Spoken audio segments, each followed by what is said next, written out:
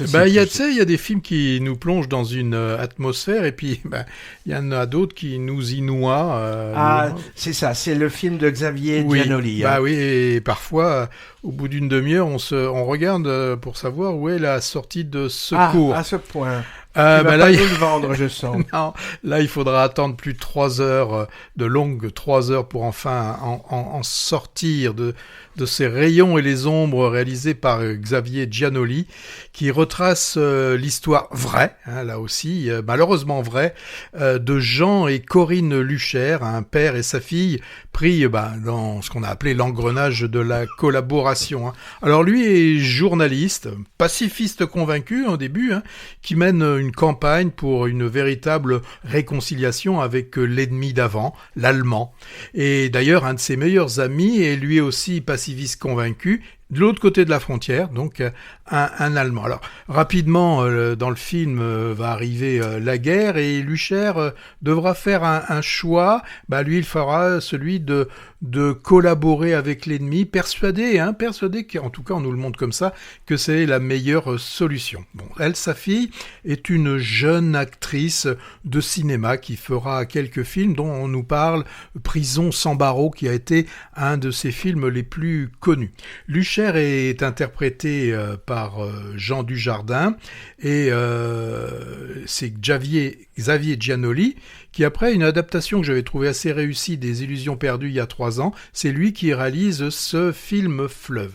Alors, je l'indiquais en débutant mon propos, c'est que le film est étiré, j'emploie bien le mot étiré, sur plus de 3 heures, ce qui pour moi est le principal handicap de ce film, parce que sur 3 heures, on aurait... 3h30 même, je crois. 3h15, je crois exactement.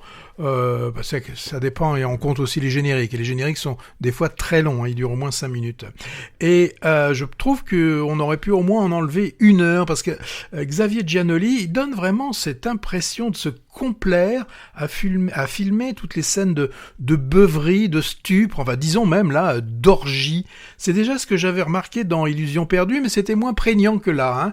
Et là, en plus, ce que je trouve toujours un peu gênant, c'est qu'il y a une sorte d'esthétisation de ces scènes, et moi, ça me gêne beaucoup. Alors, de la même façon, je veux dire qu'il y a des scènes qui ne sont pas épargnées, toutes celles qui sont liées à la tuberculose, et là, les crachats sanglants, les quintes de tout à plus en finir, sûr que l'ellipse, c'est pas ce qui caractérise le plus le réalisateur. On nous épargne rien. Typiquement, à la fin, et on sait que ça va se terminer comme ça, il se fait fusiller, là je divulgage pas, on sait comment ça s'est terminé pour lui, eh bien on nous inflige l'exécution, donc on le voit recevoir en noir et blanc, mais on le voit s'effondrer. Était-ce utile? D'autres réalisateurs auraient peut-être montré simplement les fusils en joue et auraient évité de nous montrer cette scène. Bon, c'est un point de vue. Et pour moi, alors le second point qui est quand même le plus important, c'est cette volonté de nous décrire Luchaire, quelqu'un de... il n'est pas si mauvais que ça, quoi. On a une sorte d'impression de justification plutôt qu'une présentation que j'aurais pu espérer un peu plus objective des faits. Ça nous amène involontairement à une forme d'empathie envers le personnage.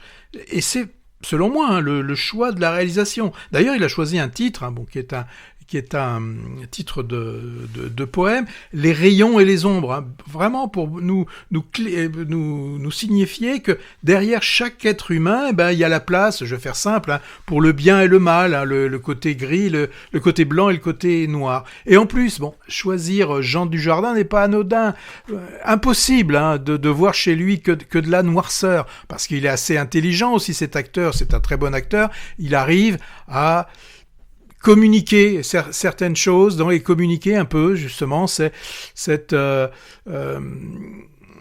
fait qu'il ne soit pas un pourri extrême. Alors que on peut nous montrer, par exemple, il y a une scène où il y a un éditorialiste, et c'est vrai, qui a écrit un texte horrible contre les Juifs. Là, pour ce personnage, il n'y a aucune ambiguïté, c'est un salaud, c'est un fumier. Là, c'est clair.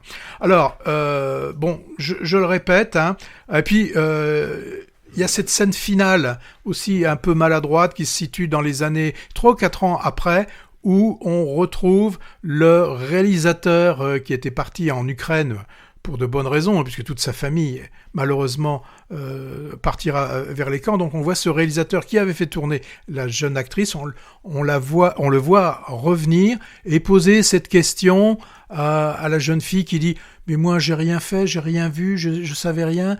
Et il lui dit, est-ce que tu as cherché à savoir? Voilà, donc là, il y a ce côté pour nous indiquer, pour bien nous indiquer qu'il y a vraiment ces rayons et ces ombres et que l'on peut pas mettre ce personnage directement du mauvais côté. Donc finalement, pour moi, les rayons et les ombres, ça m'a laissé une drôle d'impression. Un film, certes, ambitieux, je pense sincèrement du réalisateur qui, pour lui, il est sincère, mais alourdi, redondant, surtout complaisant, et qui, à force de vouloir mêler lumière et obscurité, finit parfois par n'éclairer ni l'un ni l'autre. Tu l'as pas vu, je pense pas. Non, mais j'irai sans doute malgré les réserves bien que sûr. tu as émises. Alors, par curiosité quand même, j'ai essayé de pointer les fictions de cinéma qui avaient comme thème central la collaboration.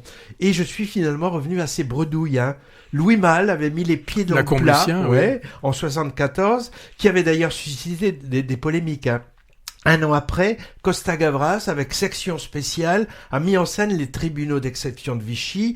Alors, c'est pas le propos essentiel du dernier métro de Truffaut, mais comme dans Des rayons et des ombres, la compromission de certains artistes avec le pouvoir allemand y était abordée aussi en passant. Bref, même si on trouve des personnages de collabo dans plusieurs fictions historiques, sur la Résistance par exemple, ça reste une sorte de non-dit quand même dans la filmographie hexagonale, et Xavier Giannoli semble un peu y remédier. Alors je verrai de mon côté si c'est réussi.